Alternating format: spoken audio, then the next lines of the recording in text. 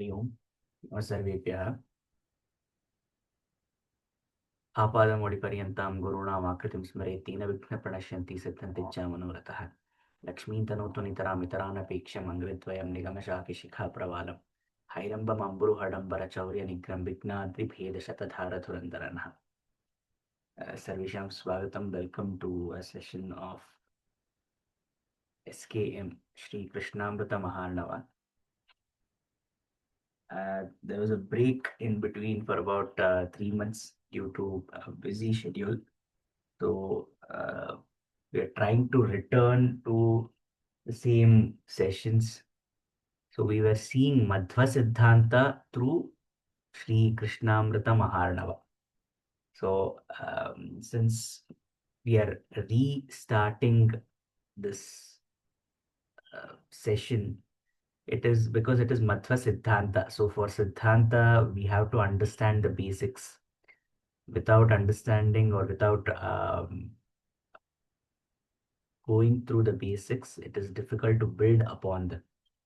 So therefore, we had completed around 70 shlokas in 22 sessions through two parts, that we would have Vyakhya sessions and then we would have Bhashya sessions. Vyakhya sessions would be as per the text, as per the meanings, as per the Vakyarthas, the Shabdas, whatever the meaning of each shloka is, that would be referred to. Then in Bhashya sessions, what is the philosophy, the Madhva Siddhanta that we are looking at? So that was the main focus in those sessions.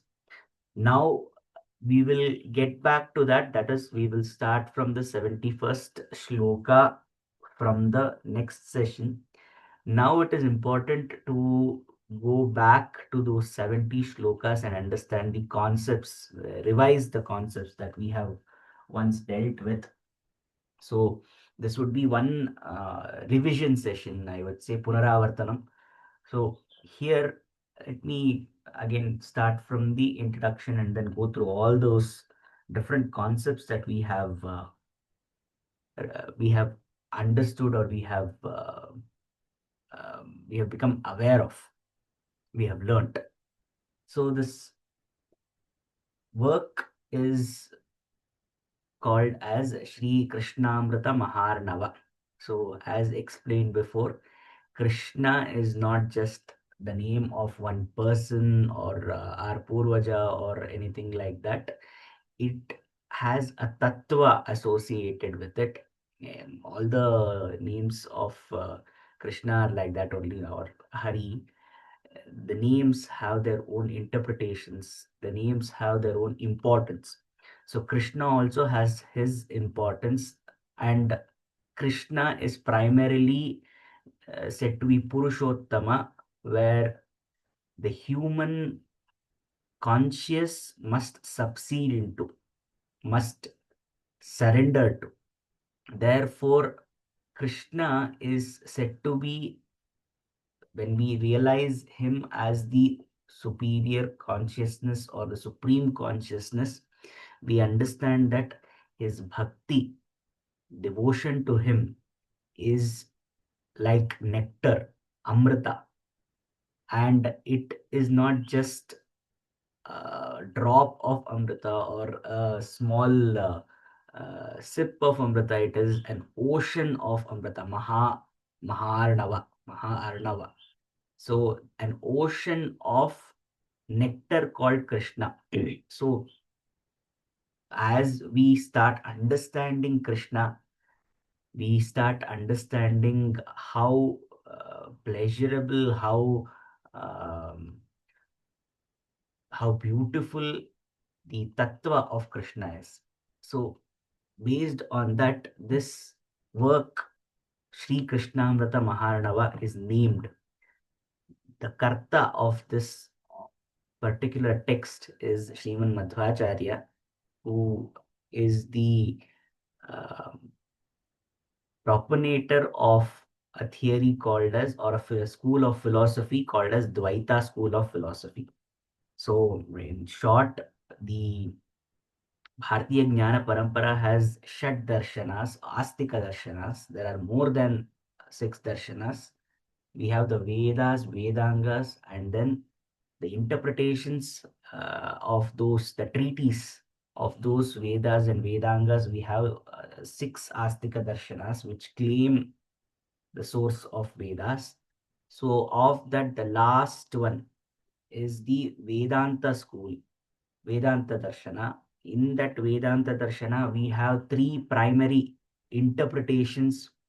The source of Vedanta Darshana is Brahma Sutra, and the Brahma Sutras was written by Rishi Vedavyasa, and the interpretations have claimed a new Guru Shishya Parampara over the last 1,200 years. So we have Advaita, Vishishtadvaita, and Dvaita. Dvaita being the most recent one. There were other schools or other thoughts too, interpretations too. Total, we have six, but the other three are derivations. We only have Advaita, Vishishtadvaita, and Dvaita, which are the primary sources, and then we have Shuddhadvaita, uh, Bheda, Bheda, so and Achintya, Abheda. So there are different derivations of the three primary schools, three primary thoughts, and this is the third biggest thought that we have, which was again proposed and propagated by Sriman Madhvacharya. And this is around 1,000 years ago, somewhere around 800 to 900, we can say. So, this particular script or this particular kriti is one of the Sarvamula Granthas. Sarvamula Granthas are those granthas which have been written by Sriman Madhva himself. So Acharya Madhva had written 38 Sarvamula Granthas, 37 actually. So this is one of it, 37.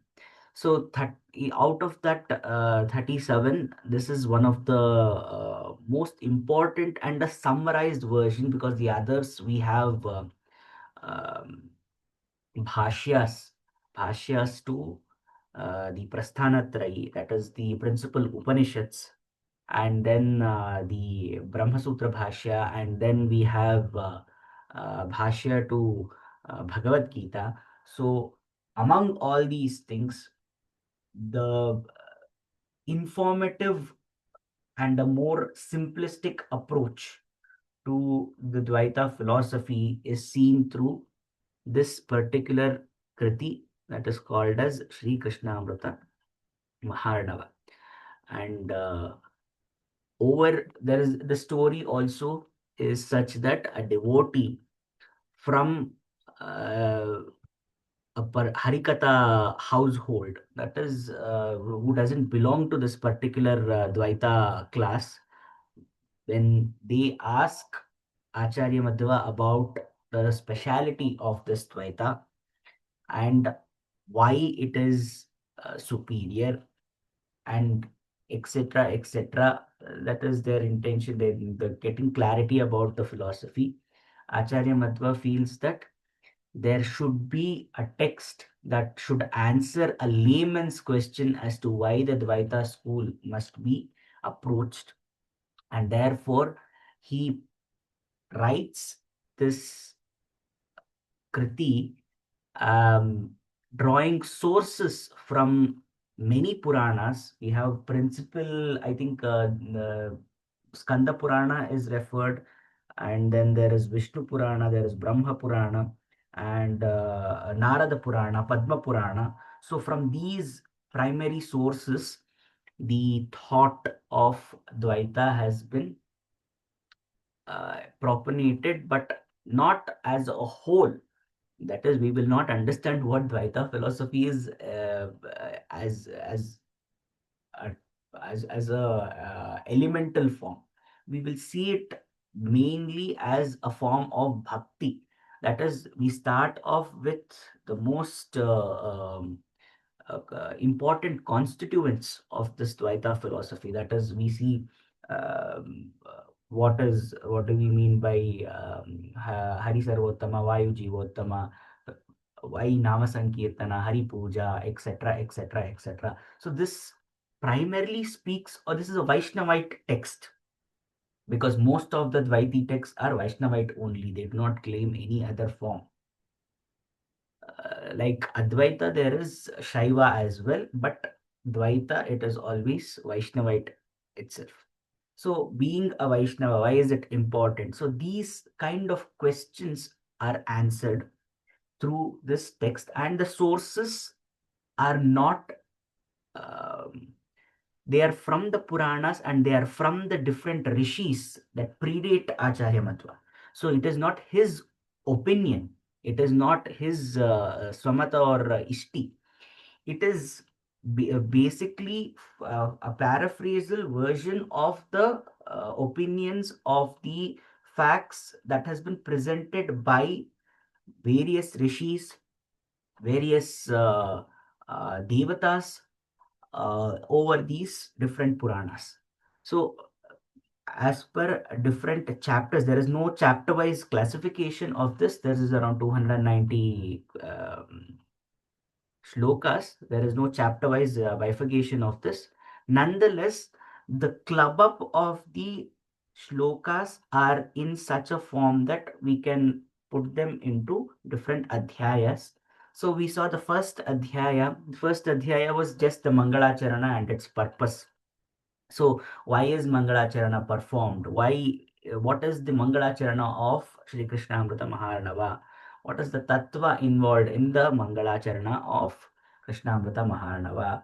And the story which I just told you about, the story of Bhakta and how it started. So this, all that is a part of uh,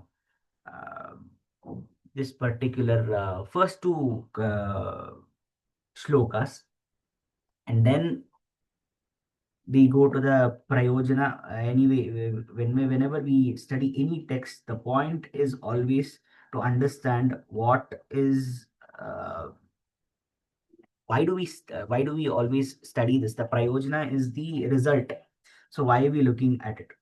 So then we that is the whole purpose of Mangalacharana, and its purpose. When we do that, here the prayojana is understanding Madhva Siddhanta, the elements, the constituents of Madhva Siddhanta. Spiritual purpose is to understand the tattva of Krishna. This is a part of sadhana chatushtayam. So before we go into any kind of script, we have to understand who is this addressed to, why is this to be studied, and what is the vishaya of this particular text. So all these things are important, and therefore after the Mangala is very important again, because Vigna Thamsa must happen. So that we had a Vigna, we had a small break. So now we have to get back to our normal sessions. Before that, this is going to build a gap. So again, we just to start off with the Mangalacharana, because we are starting it again. The Mangalacharana of Sri Krishnamrita Maharnava is Archita Samsmruto Dhyatah Kirtitah Kathitah Shrutah Yodadathyamrutatvam hi Samam Rakshatu Keshavah Tapatrayena Santaptam Yadetadakhilan Jagat वक्ष्यामि शान्तये तस्य कृष्णामृतमहार्णवम्. So this Mangala is self-explanatory. The world is dwelling in the different kinds of dukkhas, adhibautika, adhyatmika, and adidaivika dukkhas. To For that dukkha vimochana, this we are praying to Keshava, that Keshava who um, we have to remember, we have to do archana to, we have to praise, we have to meditate upon him, that archana. So we are bowing down to him. So that is the Mangala of this particular Kriti. And as we went to the second adhyaya, we talked about what Hari Diksha is, what Diksha itself means. So Diksha is that initiation. So that initiation to a particular way of life. Why? Because Manava Janma has its own purpose. So this Manava Janma, when uh, we have to understand the source of it. We dealt with it even in Sri Rama Gita, where we understood that Ichha has resulted in us getting this particular form of Sharira, and therefore that Sharira has its own purpose, and Dvaita respects that, and it says that the Sharira also has its purpose, and we have to make sure that we meet our end realization through the Sharira itself. So Nishkriya or Nishkarma, that is not a part of Dvaita. That is the reason we find that the Dvaiti nature of the tradition of worship has a lot of rituals. It's a ritualistic, and it claims um, authenticity through the Vedas, because the Vedas has one part which is totally karmakanda, and therefore the Dvaiti form claims its authenticity from there. Here, when we talk about Diksha, entering into Harinama, Hari Puja, Hari Diksha. So, understanding Hari Tattva. This Diksha is nothing but Vaishnavatva. So, getting that Vaishnavatva. So, what does that mean? What is the purpose? Actually, the whole understanding is that once the Manava Janma is realized, once we are born as Manavas, the purpose itself is to gain understanding of Hari, because no other form of life has understood Hari. And therefore, the whole concept of Krishna is realized through this Hari Diksha, and therefore it is important. So, what is the samskara needed for this? And why? What the greatness of Hari Puja? So, this we learned through the next adhyaya. That is in the second adhyaya. And in that adhyaya, we saw also who is this primordial energy, the state of existence, and why we refer to him as Vishnu. Why should we pray to that sustenance, the energy of sustenance? Why we have to worship him? What is the result of this worship and over our own existence, human existence? Why there is Kali Yuga, and why that Kali Yuga has made it more pertinent for us to pray to Vishnu. So the greatness of Hari Puja lies in the fact that today in Kali Yuga, only through Hari Diksha that we can meet him. We have had the opportunity in different yugas. In Sati Yuga, it was possible for us to do the penance, do the japa, tapas, etc., etc., and get the sakshatkara of Krishna or the primordial Narayana. But unfortunately, after that, we had Avatara himself coming to Bhuloka in the form of Dashavatara. When we go to Treta Yuga, it's all about Rama, and Parshurama is also there. Then we have Rama, and when we come to Dwapar Yuga, we have Krishna. So we've had those instances, and we have had those epochs where there was a free movement between human world and the Daiva, or the Vaikuntha, we can say. So there was a free exchange where one that we can see in our Puranas also, where one the Narada or the Daiva Ganas or any of the rishis, they were able to go to Vaikuntha, and there was a free exchange, so the travel was possible. Now we do not have that. So, how do we reach or how do we connect with that primal source of existence, or the one state of sustenance, that energy source that is sustaining everything? That is through Hari Puja or Diksha. So we know what are the types of ignorance that is caused by how to Kali, and then how to get rid of it. And the worshippers of Hari, they are benefited. They get a place in Vaikunta. In the same adhyaya, we then see why Kali has huge influence over human minds today. The Kali Yuga, obviously, it has started, but why? The reason is because tamas has made it difficult for us to do Hari Puja. It is not as though we do not have the intent.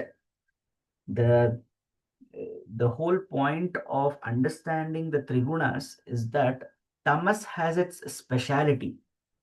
Tamas brings about doubt in mind. So whatever we are doing, we are not doing it for the sake of understanding the concept of Hari, but we are doing it as a matter of ritual. While this is one of the flip sides, where the ritualistic yield is not focused towards the spiritual realization due to tamas. So tamoguna leads to a state where we are doing the rituals, we are because society mandates it, and therefore we are doing it.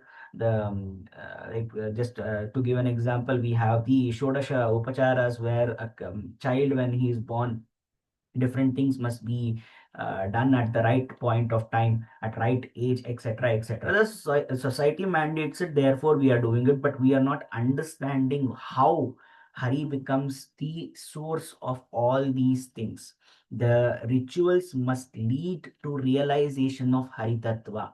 Without that, without understanding how Narayana is the uh, uh, primary, uh, to understand the Tridevas, we have Brahma, we have Vishnu, and then we have Maheshwara, or in the Vedic sense, we have Brahma, Narayana, and then Rudra. So Brahma is like fusion, nuclear fusion, where atoms are coming together and then fusing, forming molecules, and then molecules into something else, and etc., etc., etc. And then in the end, Rudra is leading to fission, the separation of atoms. But here, between these two, the only way that there is a possibility of manifestation, that means coming into form, coming into a particular uh, having a particular guna. So that is possible only when this fusion stops at some point of time, and fission also stops at some point of time. So there has to be some uh, balance between these two.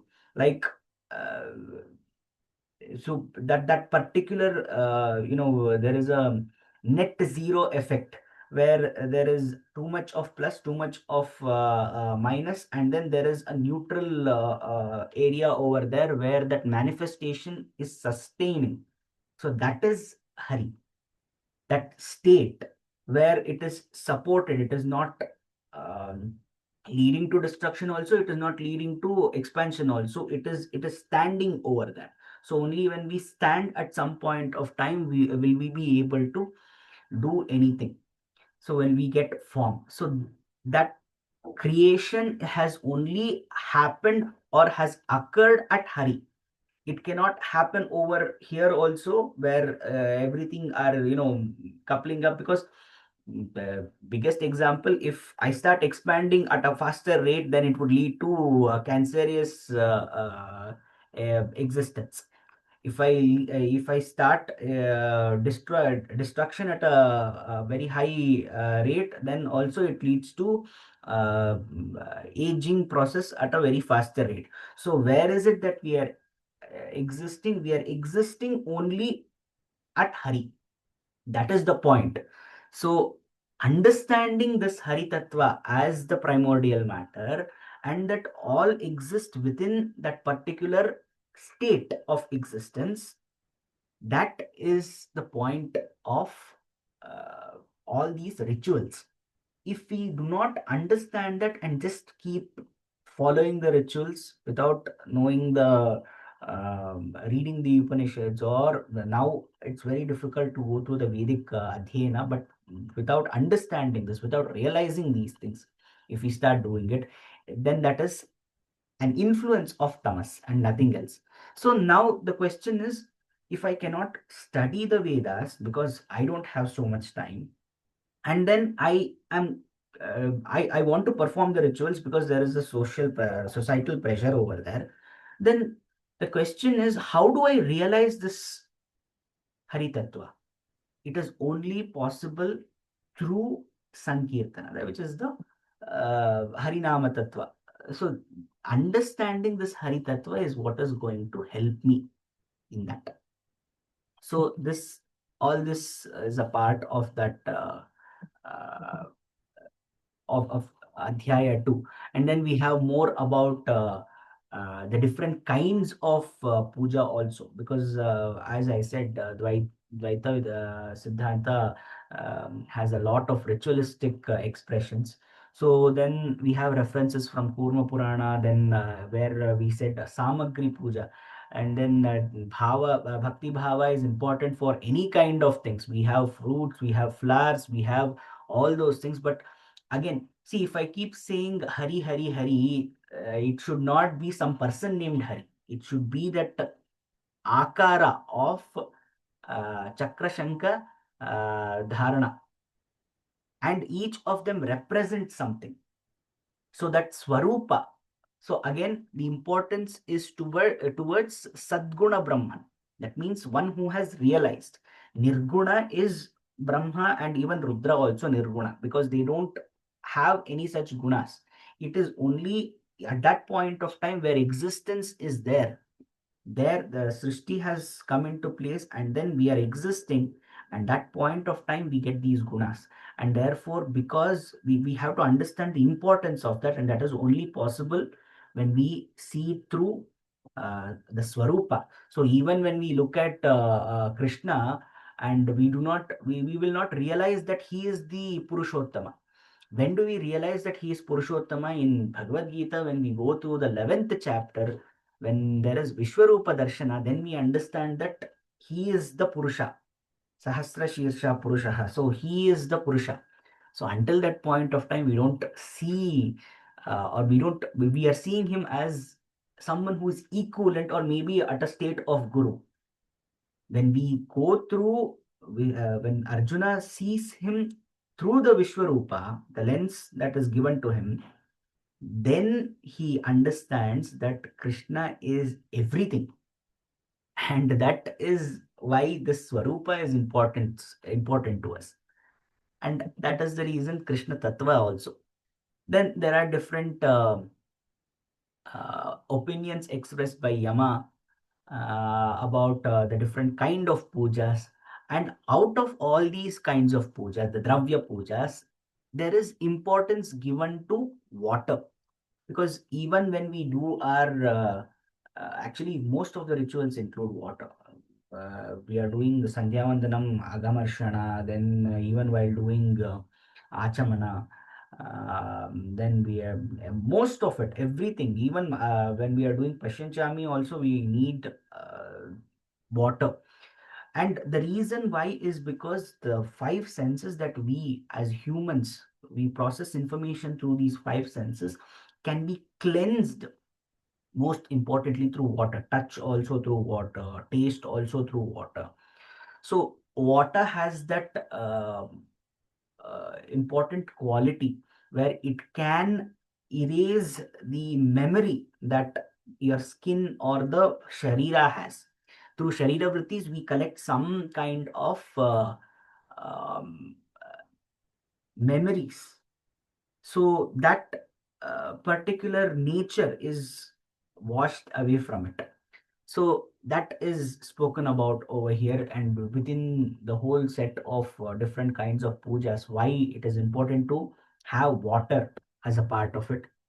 Then we have other opinions also. We have more about Krishna and Sudama, and then Brahma also speaking about this importance of Hari Diksha, how it can take away one's dukkha, how it can eliminate the dukkha. And then there's Markandeya Vacha, and then Purushartha, for the sake of Purushartha Prapti, it is important for Hari Diksha, where we talk about the different avatars, and of that Varaha avatara, why Bhumi is important, then why Narayana is worshipped. Narayana, again, as I say, see, Narayana, the source where Nara can exist, or who is the source of all the. Here, Nara is also taken to be water, but we take it as a source, the one who is the source of all the human Nara. We are we are Nara, so therefore, the one who is the source of that. That is the reason he is also Vishnu. So Paramanu Rupa Sriman Narayana. So this is how it is expressed, and we also saw moksha in the cosmological sense. Then we looked at the story of Purandara, the king, Vaikuntha Sthana, then how the creation of Vaikuntha is very parallel to a cosmological event of creation, like the creation of a star, where there is a nebula, which is, clouds coming together with huge energy and dust particles, and that leads to the ignition of that matter, and then it leads to the birth of a star. So that it has its own um, validity, but we are not able to interpret it for the sake that we are not able to connect it with the modern um, scientific words. So it is very difficult to find the equivalence of these things. So that too we saw. Then we saw some other texts where such kinds of evolution of that can be interpreted into modern scientific sense, like the Ayurveda Samhita we saw, then the states of existence. Then uh, we talked about Vara Varinini, and then Bhavabdi Taranam. Bhavabdi, as we know, is the samsara, and the purity that Hari Diksha lens. So that is bigger than the repentance and the prayaschitta. So that we have talked about in the second adhyaya. Then Shishandalya Smriti. All these things are lending to the understanding of what Hari Diksha is and the greatness of Hari Puja is. So the Mudhatma, that is the person who is influenced by this tamas, who is living in this Kali Yuga, must learn about all these things, must try to realize Vishuddhena Antaratma, so that we have to and realize it, why Hari Diksha is important, and then uh,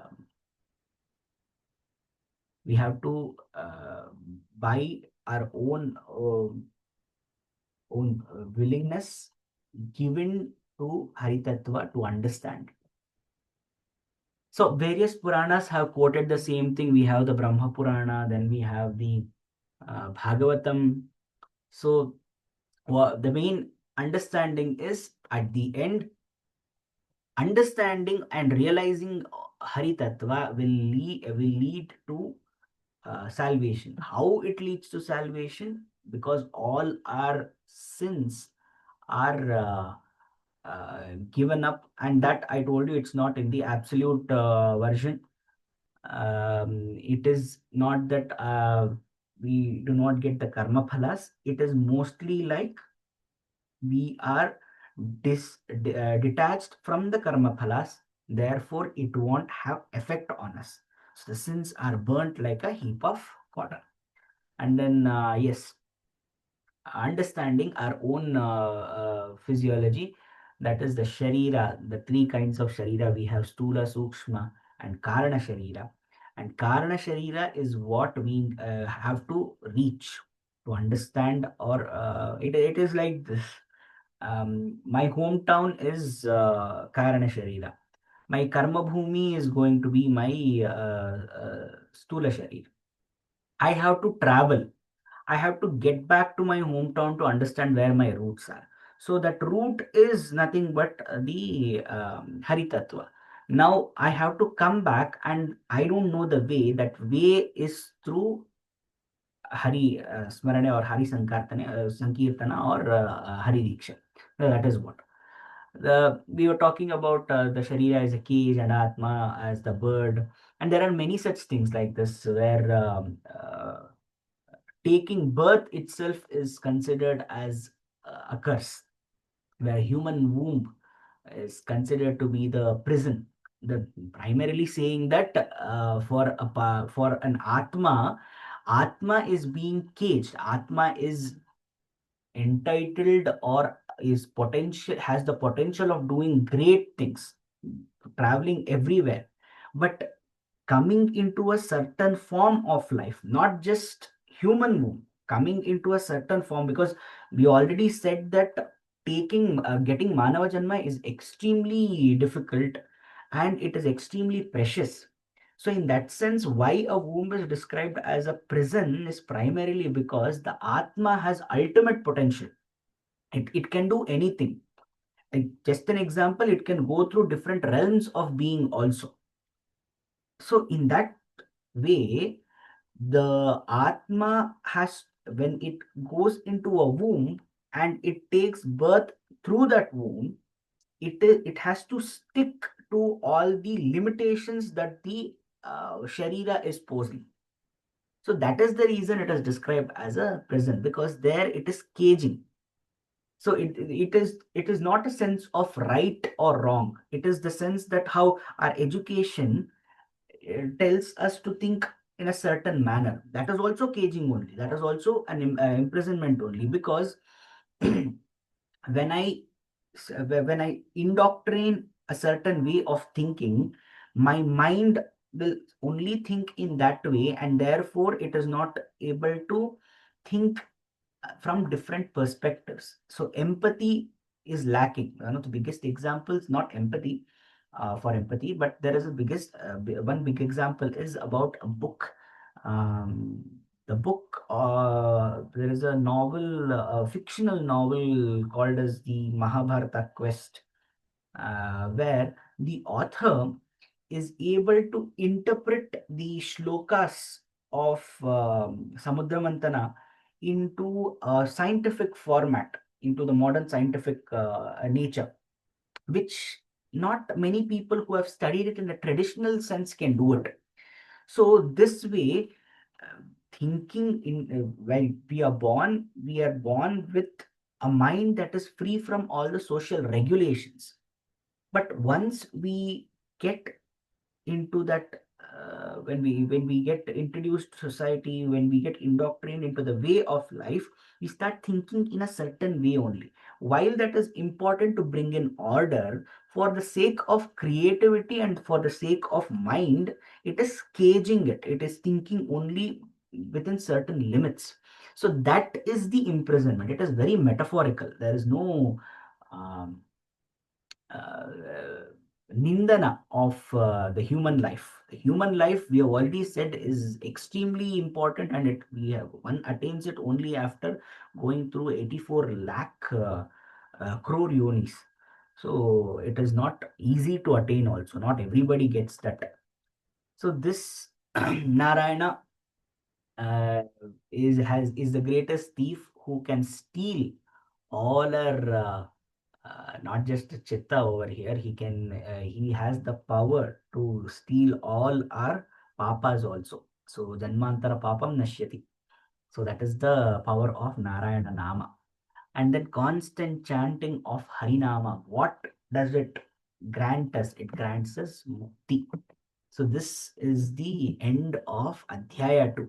And then we had started Adhyaya 3, which is the essence of all the Shastras. So all the Shastras ultimately lead to this itself, understanding Hari Tattva.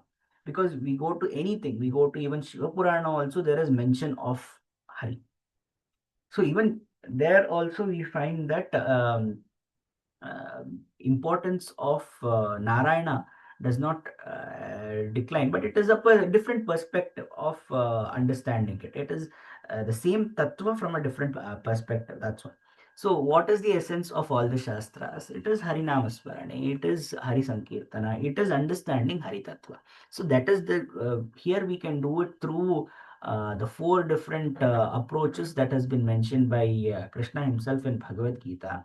But we prefer to do it through bhakti yoga, not through other yogas. So here that is the most important thing. Then again, essence of all shastras. So we mentioned various shastras through which supports the evidence. So Acharya has been very specific over here. So we find that there is reference through Vishnu Purana, then Dharmottara Purana, then we have the Bhagavad Gita, then Srimad Bhagavatam, then there are so many things. So the point is that all the shastras are dictating us to go beyond the Deha Indriya Prana Gochara. Only then we will be able to understand the Hari Tattva. So again, Bhagavata Ukti and then Vishnu Purana, all of them are trying to lead us to this state of going beyond our normal existence and go beyond go beyond and reach the Hari Tattva. So this is what we have completed till now. So um, with up to 70 shlokas we have done on all these things. So Adhyaya 3 we will be continuing now. So from the next session onwards, that is from the upcoming the Tuesday, the sessions will resume to its um, 23rd session. We have done 22 sessions of Vyakya and Bhashya, so it will be tagged as it will be named as 23rd session. This video alone will be tagged as named as Punaravartanam. So this will be the bridge gap from all the to fill those gaps that we had. So this will be one Punaravartanam. स्वस्ति प्रजाभ्यः प्रतिपालयन्तां न्यायेन मार्गेण महीमहीषा गोब्राह्मणेभ्यो शुभमस्तु नित्यं लोकाः समस्ताः सुखिनो भवन्तु कायेन वाचा मनसेन्द्रियैर्वा बुद्ध्यात्मना वा प्रकृते स्वभावात् करोमि यद्यत् सकलं परस्मै नारायणायेति समर्पयामि।